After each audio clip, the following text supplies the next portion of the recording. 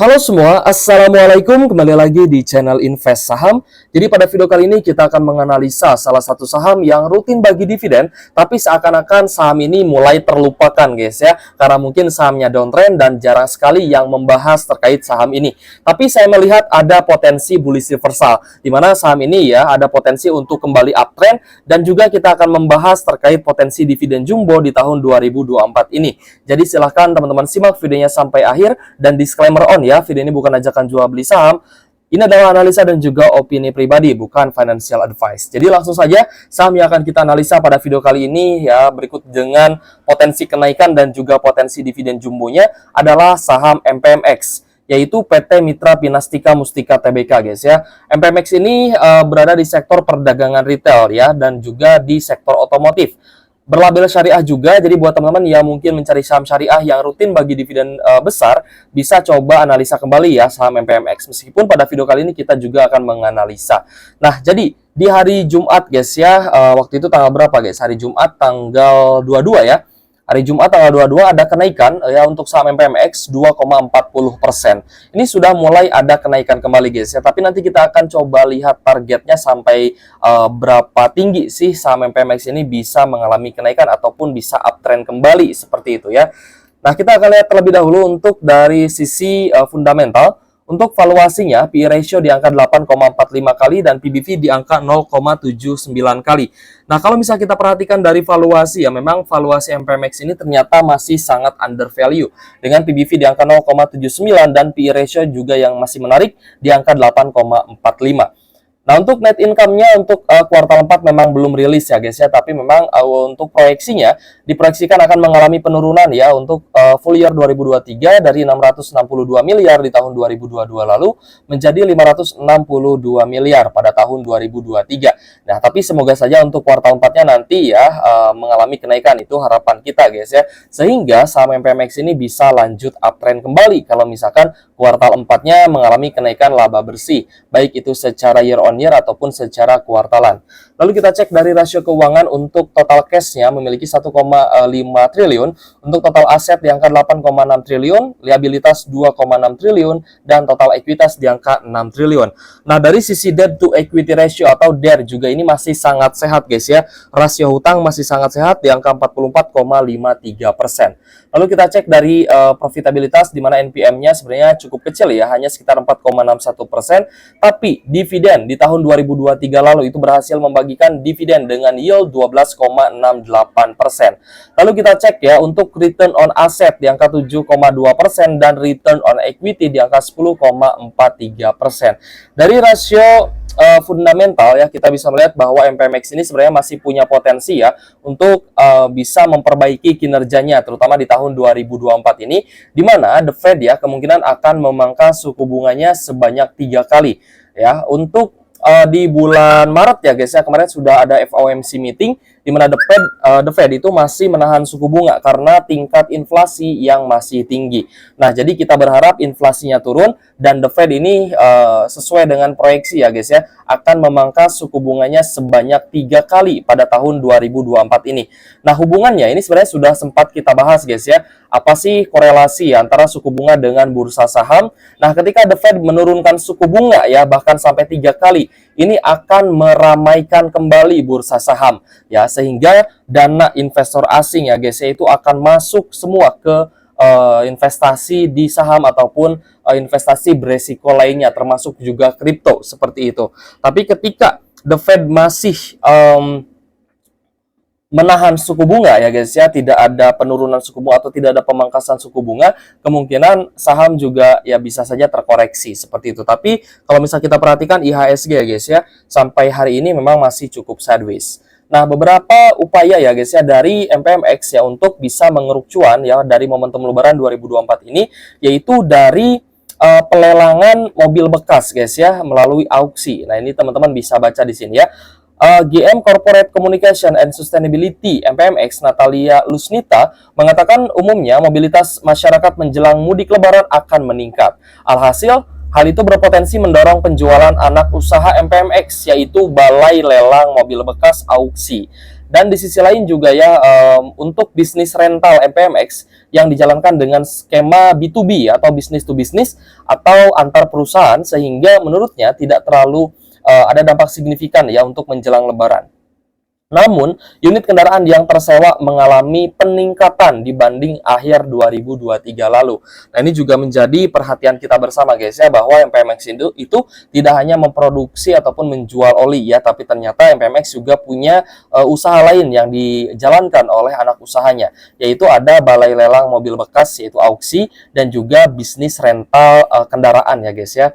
Nah, ini semoga saja bisa menjadi katalis positif juga nih untuk kenaikan harga saham MPMX ke depannya. Lalu, kita pun melihat guys ya, bahwa MPMX ini ternyata akan melakukan ekspansi bisnis ya terhadap electric vehicles ya, atau mobil listrik ya guys ya.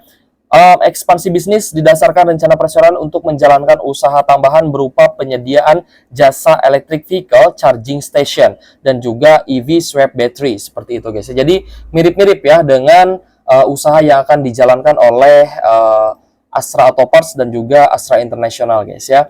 Nah, di mana Astra Auto Parts juga siapkan capex ya 500 miliar pada tahun 2024 ini untuk menjalankan bisnis barunya ya. Nah, teman-teman, kita baca dulu ya, di sini dilansir dari investasi.kontan.co.id. PT Astra Auto Parts atau Auto menyiapkan sejumlah strategi untuk mencapai pertumbuhan kinerja pada tahun 2024. Auto memperkuat bisnis di segmen otomotif konvensional sembari menggeber ekspansi pada ekosistem kendaraan listrik atau electric vehicle. Pada akhir Januari 2024, Auto telah menambah jaringan Astra Auto Power ya. Ini kemarin kita bahas juga guys ya, di mana ini bersinergi ya antara Auto dan juga Astra International, memanfaatkan sinergi dari grup Astra. Auto memasang Astra Auto Power di 4 lokasi baru milik Astra Property. Nah, teman-teman juga harus paham ya bahwa Astra International juga sebenarnya punya properti, ya ini di Andamaya Residence, Asya, dan kawasan mixed use ya di Arumaya, Menara FIF dan Arumaya Residence. Astra Power kini sudah hadir di 23 lokasi dengan jumlah 26 charger. Di dalam melakukan ekspansi, tentu kami mempertimbangkan populasi kendaraan listrik di masing-masing area. Kami juga membuka peluang kerjasama dengan pemilik lahan di ruang publik ataupun komersial yang ingin bergabung dalam jaringan Astra Auto Power ya guys. Jadi kemungkinan Astra Auto Power ini bisa saja bisa saja di-franchise-kan gitu ya terhadap pemilik lahan. Nah, jadi ini sebenarnya adalah sentimen positif ya, bukan hanya untuk MPMX, bukan hanya untuk Auto, bukan hanya untuk Astra International, tapi untuk saham-saham di sektor otomotif juga. Ya, meskipun masih di kota-kota besar ya, untuk ekspansi dari EV charging station ataupun EV battery swap, seperti itu guys ya. Gak masalah, yang penting ekosistemnya dibangun dulu ya di kota-kota besar, nanti pasti daerah-daerah kecil juga akan mengikuti seperti itu. Nah, kita kembali lagi guys ke MPMX ya. Seberapa tinggi sih potensi kenaikan MPMX ya? Kita akan bahas dulu sebelum kita bahas dividennya nanti. Untuk MPMX ya, kita akan lihat chartnya di sini. Kalau misalkan kita pantau ya di tahun 2022 lalu, di pertengahan tahun 2022 sempat menyentuh area level psikologis di 1400 ya guys ya untuk saham MPMX. Lalu turun mencapai area 880 dan bisa rebound kembali itu di Juli 2022 ya sampai di area 1350 guys. Di tahun 2023 ya sempat all time high kembali di 1350. Lalu ada penurunan kembali ya, bahkan sampai di level 975 dan mulai sideways di range 1000 sampai dengan 1075 per lembar sahamnya guys ya. Jadi MPMX ya di level saat ini, kalau misalkan The Fed memang benar-benar memangkas suku bunga sebanyak 3 kali, otomatis suku bunga turun, maka pasar saham bisa saja semakin ramai dan katalis positifnya akan langsung dirasakan oleh teman-teman investor yang memegang saham perbankan, finance, dan juga sektor otomotif. Ini akan terdorong ya guys ya oleh jumlah konsumen yang terus membeli kendaraan seperti itu. Bukan hanya kendaraan, bahkan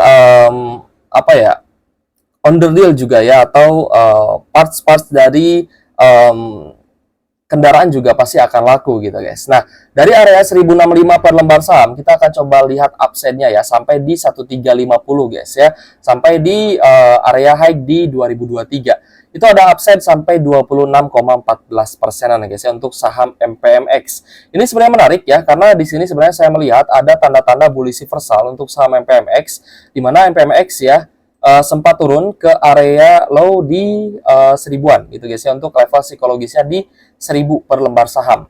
Nah, lalu MPMX ini sempat naik juga ya ke area 1080 per lembar saham ya guys ya, itu di Februari 2024 ya. Sampai akhir Februari ya, ada kenaikan sekitar 7%. Meskipun sempat melemah kembali ya, tapi tidak turun di bawah 1000, turunnya hanya sampai 1015 per lembar saham. Jadi dapat kita kategorikan bahwa MPMX ya, ini sebenarnya sudah ada double bottom, dan kita sudah melihat juga adanya higher low.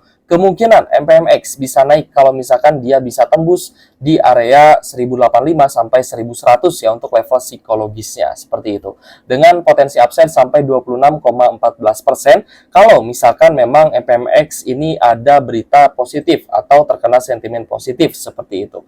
Jadi potensial upside-nya menarik sebenarnya guys ya. Nah, lalu kita akan cek juga dari potensial dividennya. Untuk potensi dividennya ya, meskipun EPS-nya diproyeksikan akan turun dari 148 sampai 126 rupiah per lembar saham, tapi MPMX ini sebenarnya sempat bagi DPR jumbo, yaitu di tahun 2020 ya, 2020, 2021 itu sempat membagikan dividen payout ratio yang besar. Itu 425% dan juga 195% ya guys ya. Ini pada tahun 2021. Sedangkan di tahun 2022 DPR-nya di angka 91% aja. Nah, kita akan asumsikan ya untuk paling tertingginya itu di 91% aja guys ya. Kita ganti di sini ya, high-nya paling tinggi di 91%. Kita coba asumsikan ya, for the worst misalkan MPMX hanya bagi DPR 70% aja. Nah, berarti ada potensi dividen ya untuk di dividen final 2024 ya, karena MPMX ini hanya bagi dividen 1 tahun sekali. Jadi it's okay ya guys ya, ini kita asumsikan dividen finalnya bisa bagi 88 sampai 115 rupiah per lembar saham untuk proyeksi EPS di 126 rupiah per lembar saham. Dengan potensi dividen yield di harga saat ini 1065 per lembar saham, maka dividen yieldnya bisa tembus 8 sampai 11%-an. Wah, ini lumayan guys ya. Bahkan dividen yieldnya ini bisa menyaingi dari dividen yield saham Astra International, seperti itu. Oke guys, berikut ya guys ya untuk saham-saham di sektor otomotif. Ada beberapa saham yang mungkin bisa menjadi pantauan teman-teman ya. Salah satunya adalah MPMX. Lalu ada juga Dharma Polymetal ya, yang kita lihat juga memang harga sahamnya masih di bawah gitu guys ya. Lalu Astra International juga masih di bawah, Auto juga masih di bawah gitu guys ya. Potensi naik sampai 3.000 ya guys ya untuk Auto. Lalu ada juga saham SMSM. Apalagi guys ya. GJTL udah naik guys ya. GJTL udah naik ya, karena ada sentimen positif ya, yaitu GJTL ya ada potensi kerjasama dengan ini guys, dengan BYD seperti itu ya. Dan bukan hanya GJTL sebenarnya yang ada potensi kerjasama dengan BYD ya, bahkan Astra International dan Auto pun ini ada potensi kerjasama ya dengan BYD seperti itu. Jadi sebenarnya BYD itu datang ke Indonesia melakukan ekspansi itu bukan akan mengeruk dari market share-nya Astra International dan lain-lain, tapi itu untuk apa ya, ibaratnya untuk menyaingi Tesla sebenarnya guys ya. BYD itu sebenarnya hadir itu untuk menyaingi Tesla.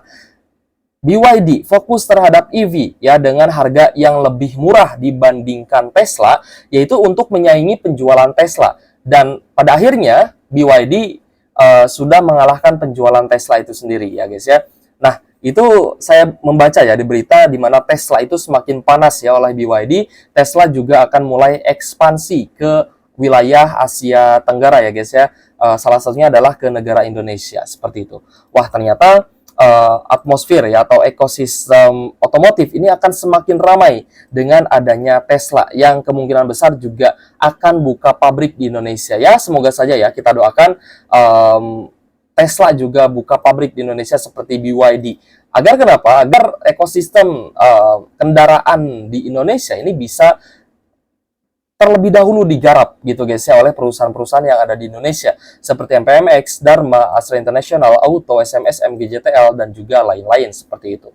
Oke guys, kehadiran BYD ya dan juga penjualan mobil listrik di Indonesia ini tentunya akan menggairahkan penjualan batu bara. Ingat guys, 80% listrik yang ada di Indonesia ataupun di luar negeri itu masih menggunakan pembangkit listrik batu bara.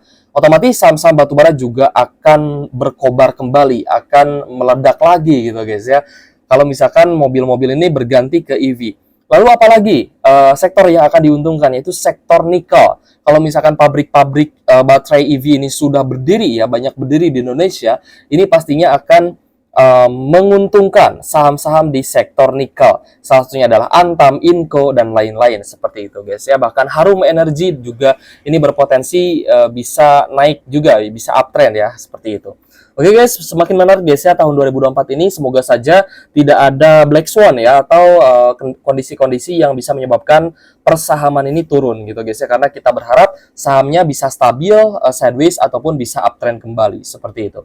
Oke guys, terima kasih sudah menonton channel Invest Saham. Semoga video ini bermanfaat buat teman-teman. Thank you for watching.